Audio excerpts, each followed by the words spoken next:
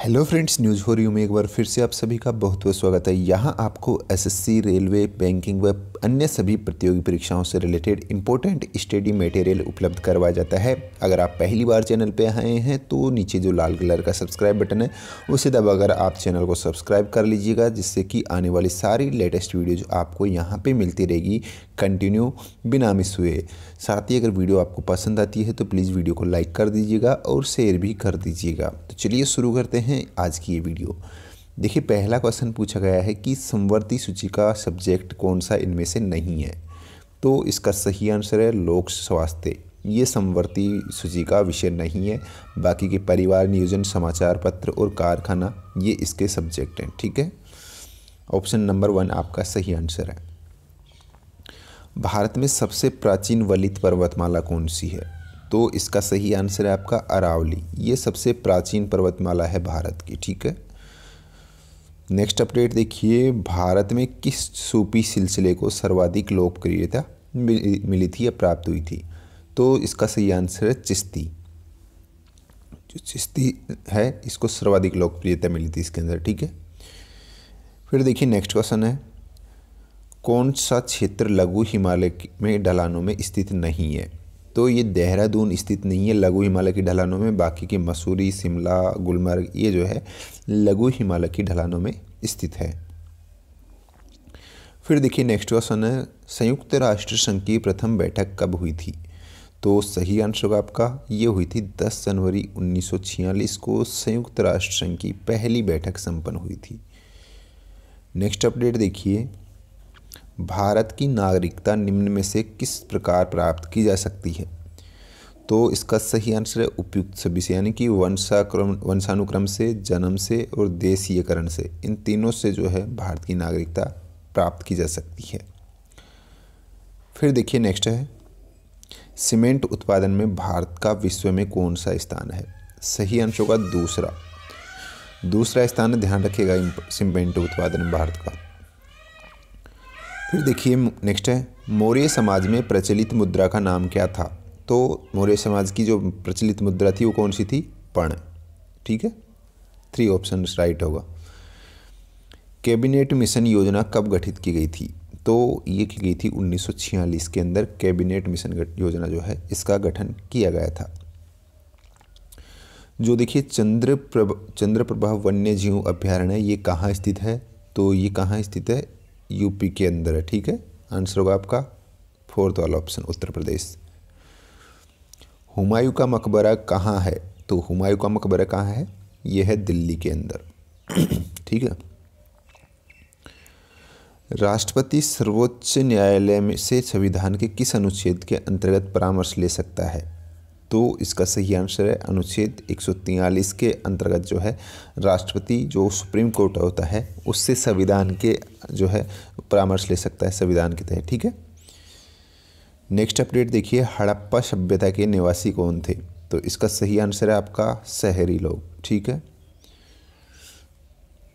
फिर देखिए next question है, भारतीय संविधान में मौलिक अधिकारों की व्याख्या किस देश के संविधान से ली गई है? तो ये ली गई है संयुक्त राज्य अमेरिका से। मौलिक अधिकारों की व्यवस्था जो है भारत के संविधान में शामिल की गई है। ठीक है, यूएसए से। उसके बाद में नेक्स्ट देखिए, भाखड़ा नांगल बांध किस नदी पर बनाया गया है? तो ये किस नदी पर है? सतलज नदी पर है भाखड़ा नांगल बांध। नेक्स्ट देखिए, 1857 की क्रांति के समय ब्रिटेन के प्रधानमंत्री कौन थे? तो आपका इसका सही आंसर है पहला वाला ऑप्शन, यानी कि जो यहाँ पे लॉर्ड पामस्टन है ये 1857 की क्रांति के समय ब्रिटेन के जो है प्रधानमंत्री थे। ठीक है, लॉर्ड पामस्टन।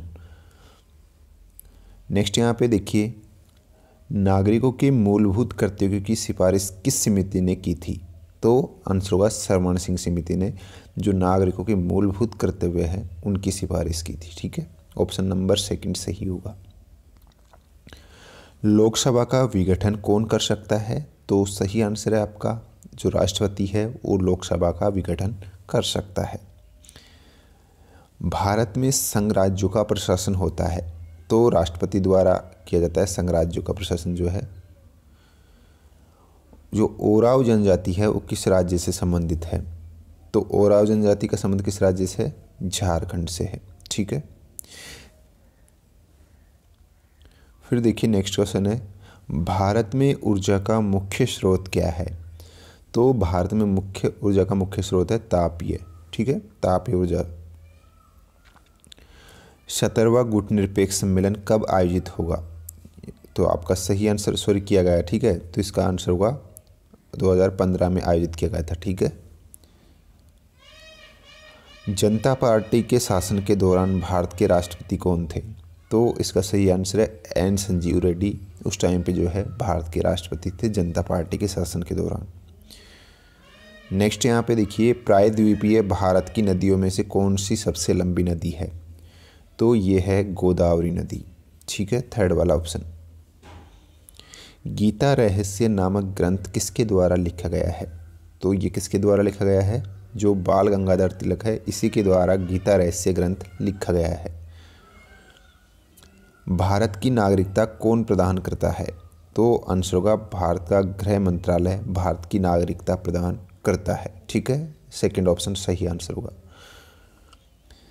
जो यहाँ पे देखिए नेक्स्ट क्वेश्चन है, श्री HD देवगौड़ा किस अवधि में प्रधानमंत्री बने थे? तो ये बने थे 1996 और 97 में।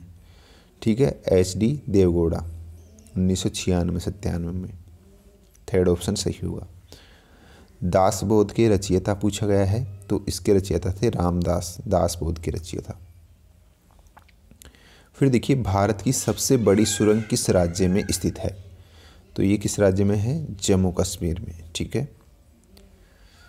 गोवा दमन द्वीप को भारत का अंग किस संशोधन के द्वारा घोषित किया गया है? वेरी इंपॉर्टेंट क्वेश्चन है। सही आंसर होगा 12वां। जो 12वां संविधान संशोधन हुआ था उसी के तहत इनको जो है भारत का पार्ट जो है घोषित किया था, गोवा को और दमन और दीव को। लेटेराइट मृदा में किस तत्व की अधिकता पाई जाती है? तो आंसर होगा एल्यूमिनियम।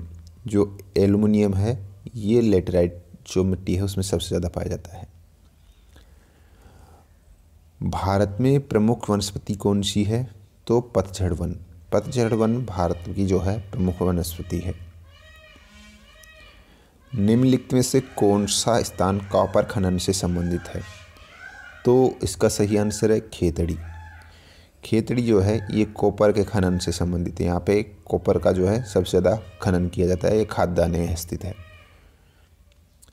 किस बंदरगाह को भारत का प्रवेश द्वार कहा जाता है? तो ये है मुंबई। सेकंड वाला ऑप्शन जो है ये राइट होगा इसका। फिर देखिए नेक्स्ट क्वेश्चन है, सबसे कम वर्षा प्राप्त करने वाला स्थान कौन सा है? तो इसका सही आंसर है लेह।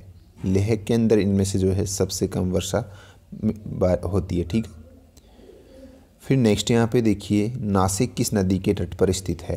तो ये स्थित है गोदावरी नदी पर। ठीक है। वैश्विक धर्म का मुख्य लक्षण इनमें से किसकी उपासना था? तो ये था प्रकृति की। ठीक है। जो वैदिक धर्म है इसका वैदिक धर्म का मुख्य लक्षण इनमें से किसकी उपासना थी? प्रकृति की। 323 ईसा पूर्व में सिकंदर महान की मृत्यु हुई थी। तो ये हुई थी बेबीलोन में। ठीक है।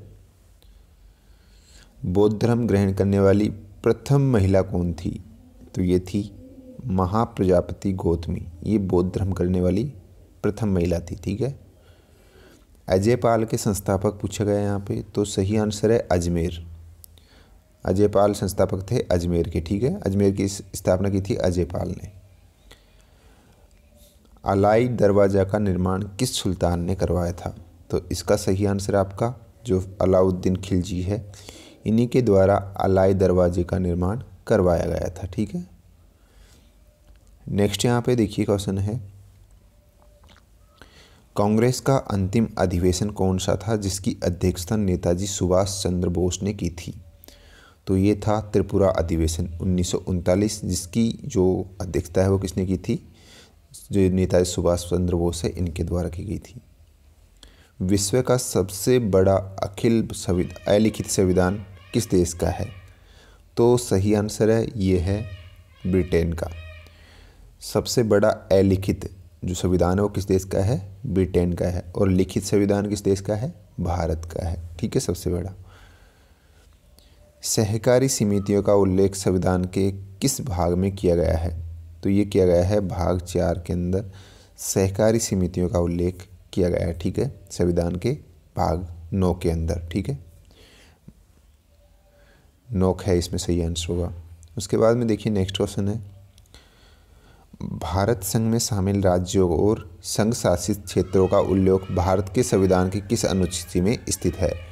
तो ये है प्रथम अनुसूची में। देखिए, जो भारतीय संघ में शामिल राज्य और संघ शासित क्षेत्रों का जो उल्लेख किया गया है वो भारत जो प्रथम अनुसूची है संविधान की उसमें शामिल किया गया है। ठीक है, समाजवाद का अर्थ क्या होता है? सामाजिक न्याय। ठीक है, थर्ड वाला ऑप्शन।